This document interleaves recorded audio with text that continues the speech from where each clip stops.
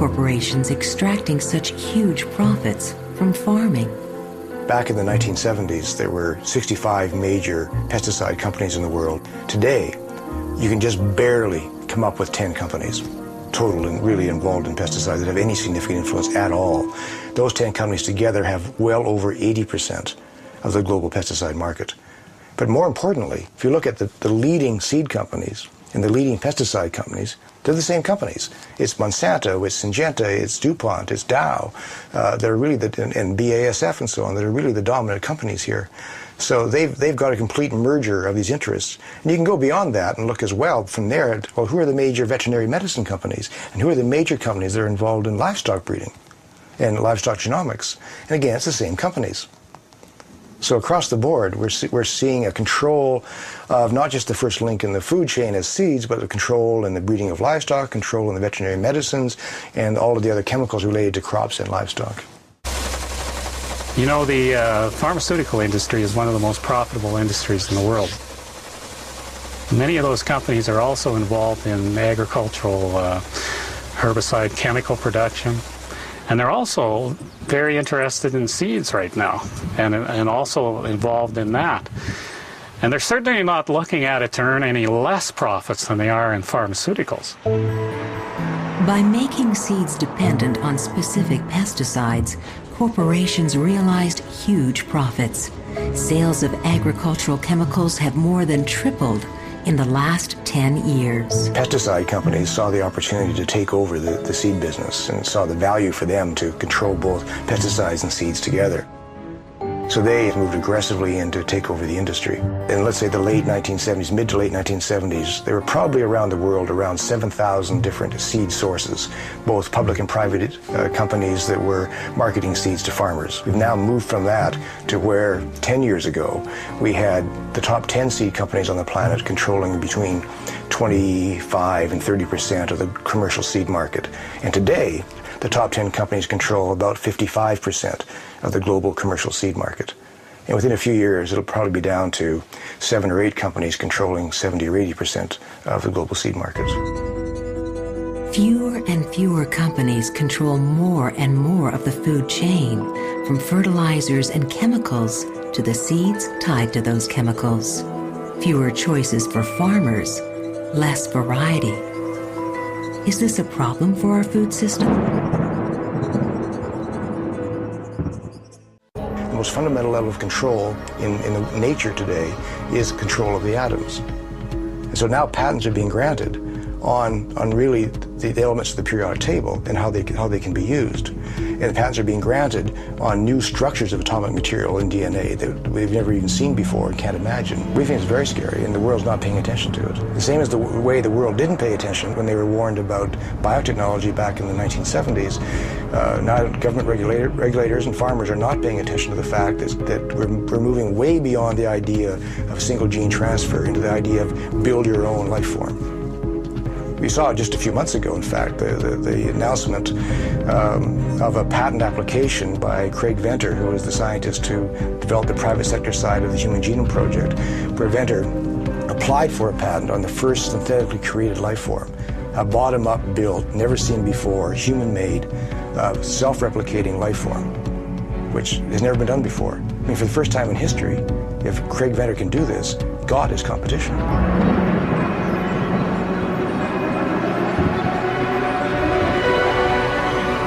Because now you can patent a gene, insert that gene into a plant, and all of a sudden any plant, any seed that contains that gene is suddenly the property of the patent owner.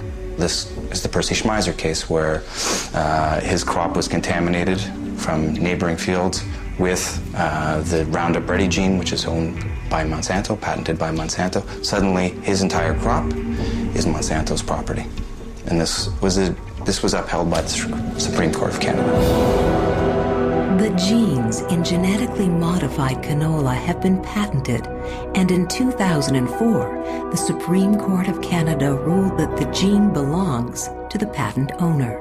It doesn't matter how the gene got into the crop, it's theirs, and farmers could be sued for patent infringement. The Schmeiser case is important, but it's also just the tip of an iceberg. the evidence is that dozens and probably hundreds of farmers have been visited by the owners of patents. And when those companies come calling, they have incredibly big sticks to use against farmers. All they need to do is allege patent infringement. The farmer's then put in a very, very difficult situation. He or she, potentially innocent, could go to court to try and prove that they hadn't infringed a patent. But the experience of the Schmeiser case and others shows that that's a $100,000 or $200,000 bill just to pay for the legal costs, and you may or may not win. Essentially, these are farm-destroying amounts of money. I mean, they fiddle with them a little bit. They add a gene here, adjust something there, but really they're stealing. They're stealing the heritage of mankind, and they're selling it back to us for a hell of a profit. And there's so much wealth to be generated that there's no holds barred. I mean, we're in a real battle here now around the world for control of seeds, for that fundamental of agriculture and life. What we've learned with biotechnology is that you don't have to do good science, and certainly you don't have to do good technologies in order to make lots of money, to make a real big profit. Here we have with biotechnology, a technology which is clearly flawed, which is clearly pushed into the marketplace years ahead of its time to do that. They tried to prove to Wall Street they could have a product, tried to convince investors it was worth investing in them, so they dumped a sloppy technology on farmers in the hopes that they could get away with it. And they have. In fact, what they've done with this very messy technology, which again serves no useful purpose for anybody, is that they've created a contamination which gives them more profits. It's a process of constantly upping the ante, of making it more and more difficult until we have a situation like it is now where it's virtually a crime to save your seeds. Because on one level they can go to the courts and say, hey, those farmers have got my variety there, a la the Percy Schmeiser case. And secondly, once people find themselves faced with GM contamination, they kind of throw up their hands and say, okay, we might as well buy the seeds. So they create the market for themselves. And thirdly, they're doing the most amazing thing of all, which is the saying, gee, we have a problem with GM contamination, we have the solution for you. The solution will be that we're going to give you a seed that dies at harvest time, Terminator seed, so that the pollen can't spread to other varieties or neighboring fields. And so therefore, we won't have any GM contamination.